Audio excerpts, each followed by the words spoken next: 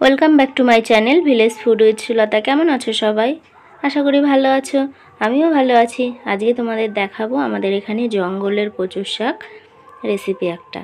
তো এগুলো সকালবেলা বাবা সেই আমাদের একটা ডোবা আছে সেখান থেকে কেটে নিয়ে এসেছে, মানে ডোবার পাড়ে হয়ে থাকে, চাষ করা না এগুলো, এগুলো এমনিই হয় জঙ্গলের কচু। সেই কচুগুলো বাবা কেটে নিয়ে এসেছে, মানে কচুর শাকটা আর কি। আর মা এগুলোকে কেটে ধুয়ে পরিষ্কার করে দেবে, তারপরে আমি রান্না করব। এগুলো কিন্তু মুখ চুলকায় না একটু। কচুর শাক এমনিতে বর্ষার সময় চুলকায় না, যদিও এখন বর্ষা নেই, তবুও এই বছর এত পরিমাণে বৃষ্টি যে এখনও সেই বর্ষাকালের মতনই হয়ে রয়েছে। তো আমি কড়াইতে জল টল কিছু দেইনি, শুধু লবণ দিয়ে শাকটা সেদ্ধ করে নিয়েছি। এবার ওই সাজির মধ্যে বের করে রাখলাম, রেখে এবার ওটাকে খুন্তি দিয়ে চেপে চেপে জলটা বের করে নিয়েছি। তোমরা চাইলে একটা কাপড়েও চেপে জলটা বের করে নিতে পারো, তাতে তাড়াতাড়ি রান্নাটা হবে। এবারে কড়াইতে তেল দিয়ে, সর্ষের তেল দিয়ে একটু কালো জিরে, রাঁধুনি আর শুকনো লঙ্কা ফোড়ন দিলাম।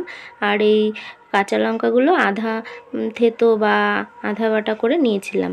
এবার মাছ আর লেজাটা দিয়ে দিলাম, মাথাটা আর লেজাটা।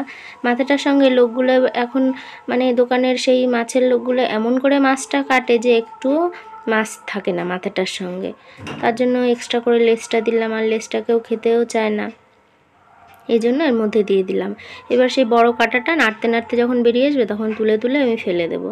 আরও অন্য কাঁটা লম্বা লম্বা যদি কোনো কাঁটা থাকে সেগুলো তুলে ফেলে দেবো। এবার একটু নেড়ে চেড়ে আমি লবণ, হলুদ আর 1.5 চামচ মতন চিনি দিয়ে দিলাম।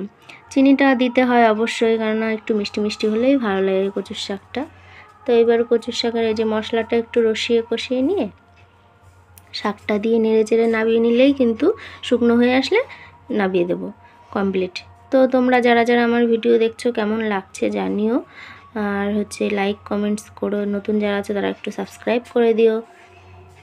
এই দেখো বড় কাঁটাটা আমি বেছে তুলে ফেলে দিলাম। কচু শাক খেতে কিন্তু আমার খুবই ভালো লাগে, তোমাদের কেমন লাগে জানিও। মানে কচু জাতীয় জিনিস আমার খেতে খুব ভালো লাগে। আর আমাদের বাড়িতে দুজন আছে যাদের নাকি কচুর নাম শুনলেই চুলকায়। তো আমার শাকটা রেডি, দেখা হবে পরের ভিডিওতে। টাটা।